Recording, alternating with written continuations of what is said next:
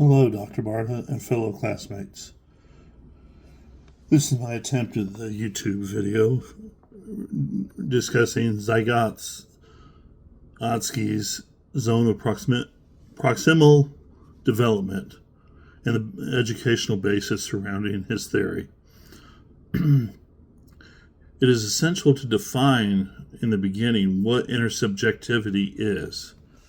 Intersubjectivity refers to the shared understanding that develops between different individuals while interacting with one another.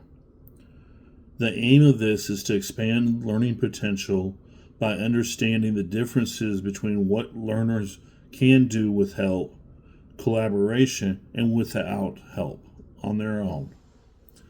Vygotsky's concept of intersubjectivity plays a vital role in understanding how group works foster learning and development. Any activity shared provides learners with opportunity to develop an understanding that will emerge between the individual during their communication and interaction and help to bring about new cognitive development.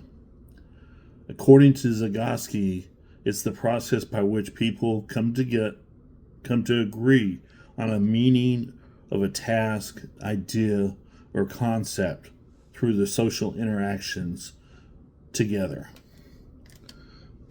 Vygotsky's theory of intersubjectivity aids educators and physiologists with a common ground to create new meaning, thoughts, shared goals, and problem-solving tools for groups. These common grounds are generally in small groups and are often referred to as the zone of proximal development, or ZPD.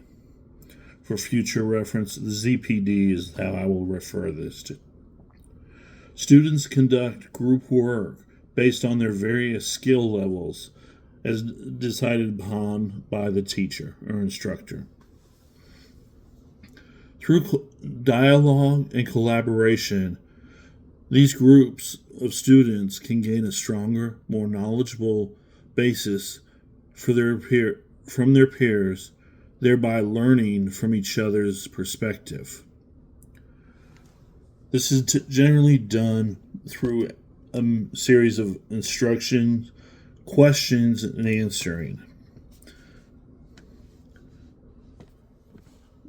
These groups gain a stronger, more knowledgeable base from their peers, from learning from the other's perspective. Oftentimes, some students will have difficulty in gaining or recognizing the techniques that others are using. However, through conversing with others, they can gain that knowledge and apply it to their understanding. This style of learning is often also referred to as scaffolding. Scaffolding is basically enhancing the cognitive development of socially mediated process.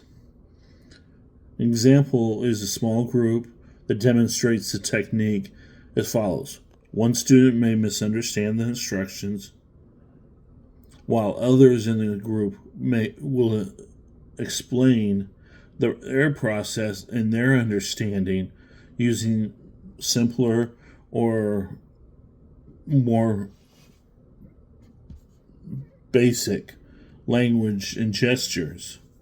These basic language and gestures will help the other students to gain better knowledge and understanding of the process. Through back and forth clarification and interaction, the small groups will come together to a shared understanding of the tasks. As a result, they collaborate more effectively and learn from each other. In short, intersubjectivity is the foundation of a meaningful group interaction and learning in social settings. making it a core mechanism in Vygotsky's social cultural theory.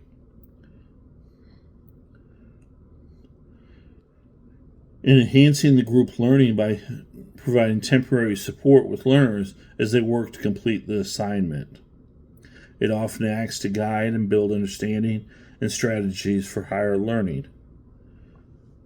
This fosters a sense of ownership over the group's learning process.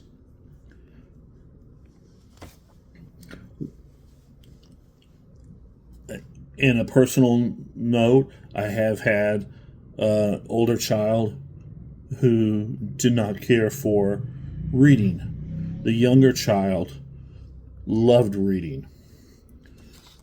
He worked with the older brother to develop and apply what he knew about reading into draw him into things that worked for him, thereby creating a sense of ownership in developing his reading techniques. Students are encouraged to share and absorb the knowledge of their peers during scaffolding. This helps promote deeper discussion and cognitive absorption. The final stage of Vygotsky's theory involves the use of internalization. This is designed as the process by which learners absorb and transform social experiences, interactions, and shared knowledge into internal mental functions. It's how something learned externally through dialogue or observation becomes part of a person's inner thought process. Often small groups begin to internalize group learning as members discuss, question, and explain and involve their concepts to one another. Thank you, and I hope that this helped to explain this. Have a wonderful day.